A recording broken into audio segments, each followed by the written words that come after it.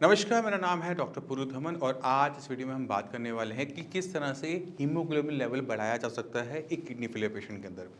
Kidney failure patient के अंदर खून की कमी होना ये एक आम दिक्कत है। जब हमारे शरीर में खून की कमी होती है तो बहुत सारी कॉम्प्लिकेशन को हमें अननेसेसरी ही झेलना पड़ता है। सबसे बड़ी कॉम्प्लिकेशन आती है वो है सांस फूलने की।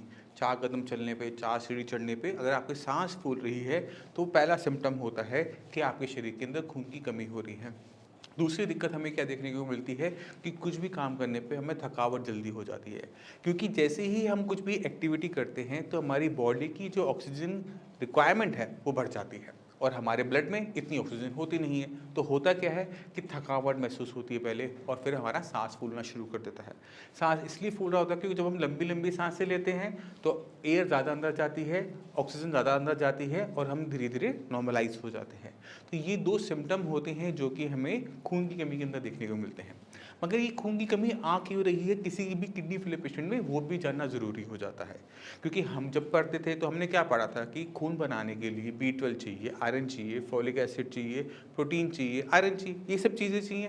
ये तो हमारे शरीर में है, मगर फिर भी हमारा ब्लड क्यों नहीं बन पा रहा? इसका आंसर है एरिथ्रोपोइटिन। अगर किडनी को किसी टाइप का नुकसान होता है तो किडनी के सारे काम इफेक्टेड होते हैं, जैसे खून को साफ करना। अब खून साफ नहीं हो रहा तो क्रिएटिनिन यूरिया बढ़ रहा है। अब किडनी को नुकसान जब हुआ तो किडनी की जो एक और काम था वो था एक हार्मोन बनाना जिसका नाम है एरिथ्रोपोइटिन।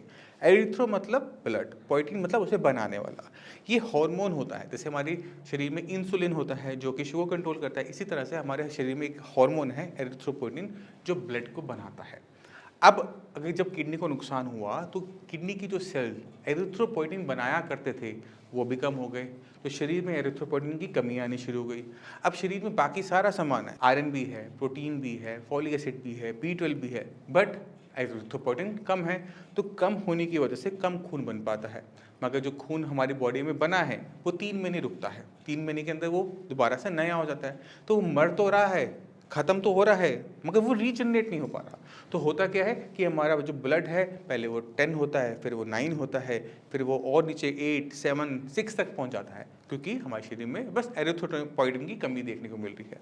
अब ये एरिथ्रोपोइटिन की कमी को हम खाने से पूरा नहीं कर सकते। आप बाकी सारी चीज़ों को पूरा कर पाओगे, बीटल ले लो, फॉलिक एसिड ले लो, आयरन ले लो, प्रोटीन ले लो, ये सब हमें खाने से, मेडिसिन से, सप्लीमेंट से मिल जाएगा।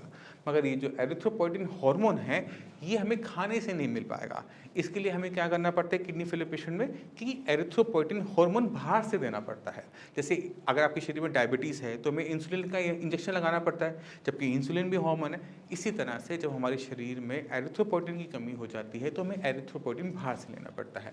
खाने में हमने ध्यान क्या रखना होता है कि खाने के अंदर folic acid, B12, iron, protein, ये सब हमारे शरीर में जाए। इनकी कमी होगी, अगर आप एरिथ्रोपोइटिन लगाओगे तो भी खून नहीं बनेगा। तो हमने ध्यान के रखना है कि सारी की सारी चीज़ों का सही जगह पर एक साथ मिलने से ही हीमोग्लोबिन यानी खून आपका बन पाएगा। किसी एक की चीज़ की कमी की वजह से भी जो आपने एरिथ्रोपोइटिन लगाया है वो भी काम नहीं कर पाएगा। तो डाइट आपने अच्छी रखनी होती है, एक बैलेंस डाइट रखनी होती है कि शरीर में किसी टाइप की भी कमी ना हो।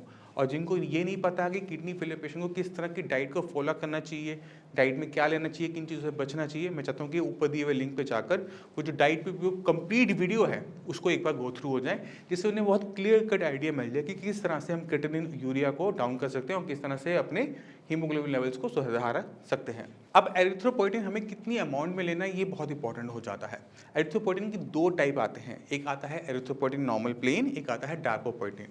एरिथ्रोपोइटिन और डार्पोपोइटिन ये जो दोनों ही हैं ये दोनों भाई बहन होते हैं, आइसोमर्स होते हैं। तो किसी पे कोई अच्छा काम कर रहा होता है, किसी पे कोई अच्छा काम कर रहा होता है। एरिथ्रोपोइटिन जो है वो थोड़ा चीप, सस्ता आता है, वो आपको 300-400 रुपये का इंजेक्शन पड़ जाता है 4000 यूनिट्स का। मगर वहीं पर जो हमारा डार्पोपोइटिन है मेरे ख्याल से 1200 से लेकर 2300 तक रुपये का आता है। तो आपको ये देखना होता है कि आपकी बॉडी पे क्या क्या काम अच्छा कर रहा है। अगर आपकी बॉडी पे एरिथ्रोपोइटिन अच्छा काम कर रहा है तो आपको डार्पोपोइटिन पर जाने की ज़रूरत नहीं होती। जहाँ पर एरिथ्रोपोइटिन अच्छा काम नहीं कर पाता वहाँ पर हम डार्पोपोइटिन सजेस्ट करते हैं कि आप डार्पोपोइटिन का इंजेक्टेबल्स स्टार्ट कीजिए। तो आपने ध्यान क्या देना है कि स्टार्ट विद द एरिथ्रोपोइटिन, अगर वो काम नहीं करता तो डार्पोपोइटिन पर जाएंगे।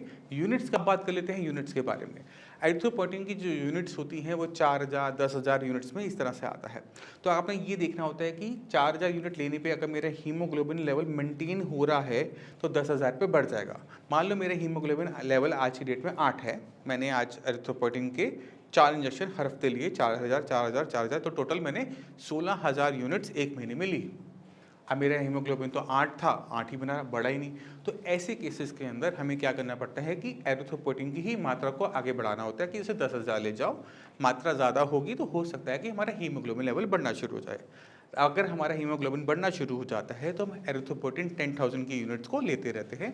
और अगर हम ये देखते हैं कि हीमोग्लोबिन फिर भी नहीं बढ़ा, फिर जाकर हम डायबोपोइटिन पे जाते हैं, क्योंकि वो थोड़ा सा कॉस्टली हो जाता है। दोनों ही अच्छा काम करते हैं, बॉडी टू बॉडी वेरी करता है, मैं आपको पहले बता चुका हूँ। कोई फिक्स रूल नहीं है कि हम ये देंगे तो अच्छा काम करेगा, ये देंगे तो वो अच्छा काम नहीं करेगा, ऐसा कोई फिक्स रूल नहीं है। तो बॉडी और फाइनेंशियल चीज़ों को देखते हुए हमने आगे बढ़ना होता है। तो मैं उम्मीद करता हूँ इस वीडियो से आप काफ़ी कुछ समझ गए कि बॉडी में एरिथ्रोपोइटिन का होना एक किडनी फेलियर पेशेंट के लिए बहुत ज़रूरी है।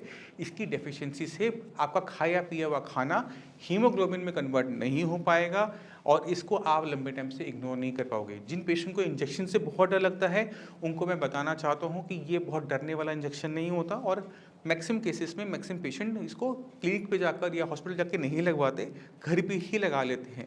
जो पेशेंट डायबिटिक होते हैं वो इंसुलिन का इंजेक्शन खुद ब खुद लेते हैं ना, अपने पेट पे, बाजू पे, थाई पे।